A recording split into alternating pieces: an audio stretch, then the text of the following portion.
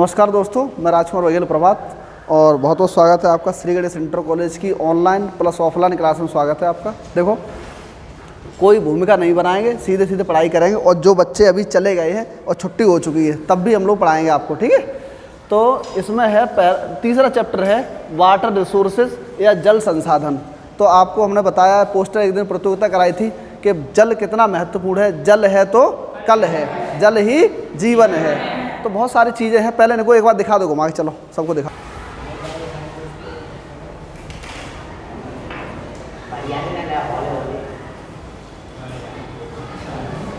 अच्छा, ठीक है। हाँ, तो ये है जल संसाधन, वाटर रिसोर्सेज। हमारे जीवन में जल की कितनी भूमिका है। जैसे हम लोग सवेरे खाना खाते हैं तो खाना बनने से पहले की प्रक्रिया सोचो।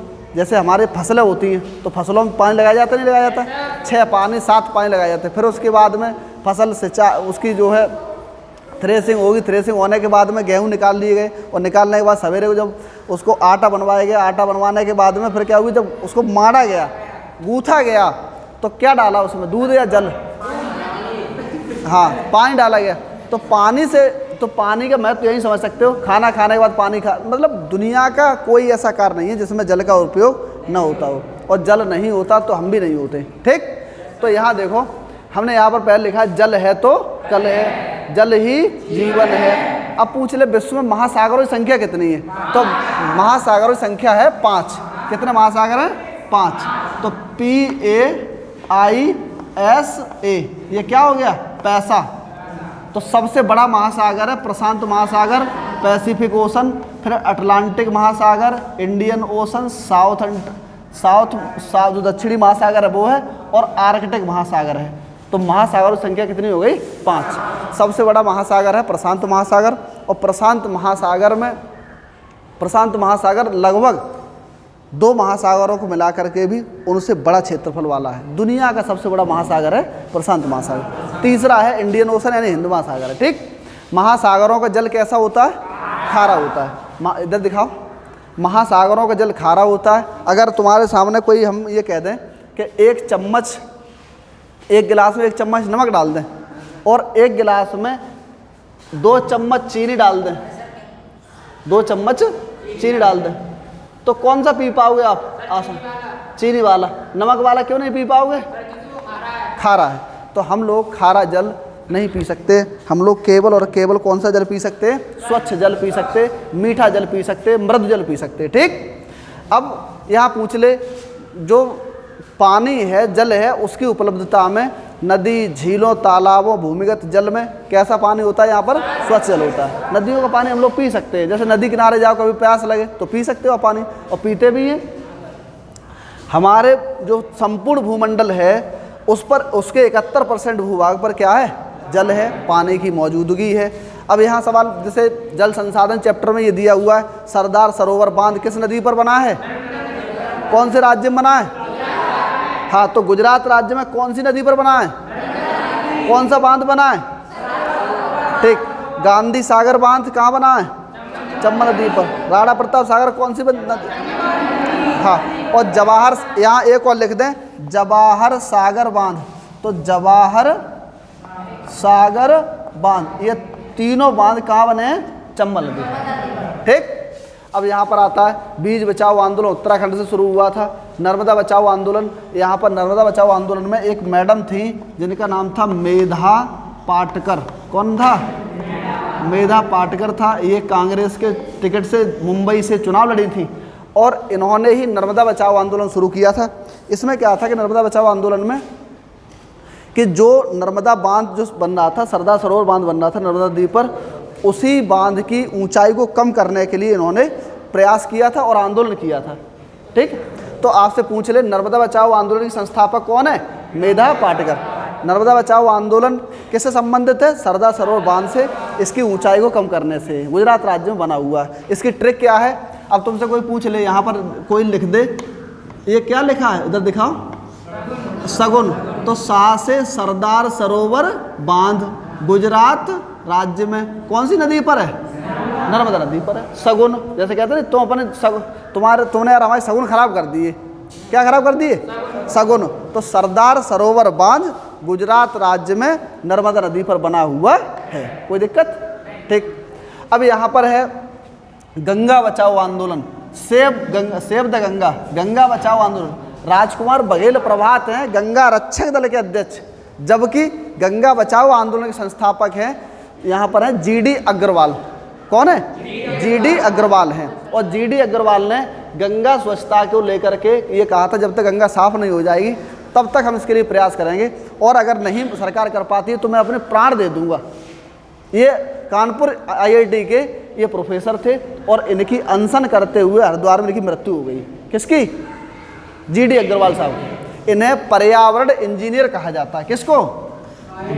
हाँ, जीडी अग्रवाल को, जीडी हाँ अग्रवाल को क्या कहा जाता है? पर्यावरण इंजीनियर कहा जाता है, एनवायरमेंटल इंजीनियर कहा जाता है इसको। ठीक।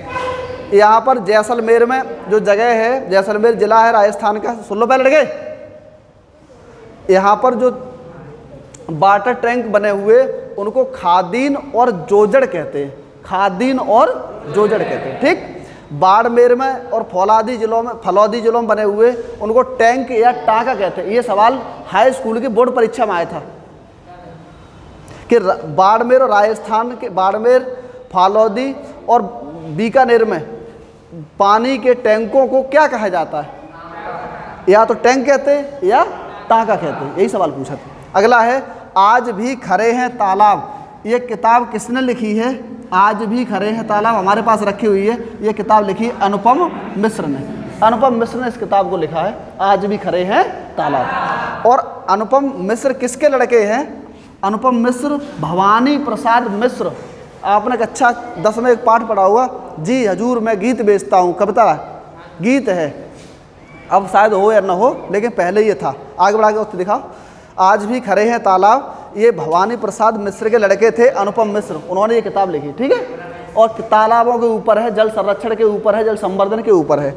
और यहाँ पर बांधों को आधुनिक भारत का मंदिर किसने कहा था? JL नेहरू ने कहा था, पंडित जवाहरलाल नेहरू ने, जब DVC का उद्घाटन किया था। DVC का मतलब है दामोदर वैली कारपोरेशन, यहाँ पर हम बताएंगे अभी इसका मतलब है। तो यहाँ पर इसका उद्घाटन किया तब कहा था कि अगर बांध न हो तो आधुनिक भारत के ये मंदिर रूपी आधुनिक भारत के मंदिर हैं, या आधुनिक भारत की ये सभ्यता है, या आधुनिक भारत का जो विकास है बिना बांधों के नहीं हो सकता है। ठीक। तो यहाँ पर हमने कुछ बांध लिखे हैं, जैसे यहाँ पर सलाल बांध परियोजना है, चिनाब नदी पर है। तो हम जैसे अभी कह दें इसको याद करना है तो तुम झूठा हो कि सच्चे हो। ठीक। तो सा से यहाँ लिख लो, ऐसे देखो, सच्ची, जैसे कहो बात हमें बताओ, कैसी बताओ? सच्ची। तो सलाल बांध परियोजना कौन सी नदी पर है? चिनाब नदी पर है। ठीक। अब कहते रहे तुमने हमें क्या दे दी? दुच्ची। दुच्ची माने धोखा। दुलहस्ती बांध परियोजना कौन सी नदी पर है? चिनाब नदी पर है। अब कहते हम किझे, तो किशन गंगा बांध परियोजना कौन सी नदी पर है? किझे, किशन गंगा झेलम पर है। और कह दे तुझे शर्म नहीं है रे, तुझे, तो तुलवुल परियोजना झेलम नदी पर है। कोई दिक्कत? और यहाँ पर दिखा दो हीराकुंड बांध है, हीराकुंड है वैसे तो, हीराकुंड नहीं है, हीराकुंड है भाई। हाँ, हीराकुंड बांध है। तो ऐसे याद कर लो, उसका फार्मूला है महिरा उड़ीसा। तो महिरा उड़ीसा का मतलब महानदी पर हीराकुंड बांध परियोजना बनी हुई है। हीराकुंड बांध बना हुआ है, उड़ीसा राज्य में है और संबलपुर जिले में है। कोई दिक्कत? और अगला आ जाए मैटूर बांध। तो मैटूर, मैं का मतलब मैटूर, और का मैं का या मायका, मैं का कर रहे, ऐसे कह दो मैं का। तो मैं का मैटूर बांध कावेरी नदी बना हुआ, कर्नाटक राज्य में है। कोई दिक्कत नहीं होना चाहिए। अगला है, यहाँ हमने ऐसे लिख दिया DVC का पूरा नाम क्या है? दामोदर वैली कारपोरेशन है। दामोदर भी एक भ्रंश घाटी से बहने वाली नदी है। दामोदर को पश्चिम बंगाल का शोक कहा जाता है, और पहले कहा जाता था लेकिन अब इसको पश्चिम बंगाल का वरदान कहा जाता है, बून ऑफ वेस्ट बंगाल कहा जाता है। ठीक है। जैसे बिहार का शोक कोसी नदी को कहा जाता था, लेकिन अब उसको क्या कहते हैं? बून ऑफ बिहार कहा जाता है, कोसी नदी को। ठीक है। और पूछ ले DVC का विकास किसके आधार पर हुआ था? टेनेसी नदी घाटी परियोजना की तर्ज पर। टेनेसी नदी कहाँ पर है? USA में है। USA का फुल फॉर्म क्या है? यूनाइटेड स्टेट ऑफ अमेरिका है। और यहाँ पर शिव समुद्रम है, बांध बना हुआ है। शिव समुद्रम बांध किस नदी पर है? तो शिव का धनुष, शिव का, तो शिव समुद्रम बांध कावेरी नदी पर बना हुआ है।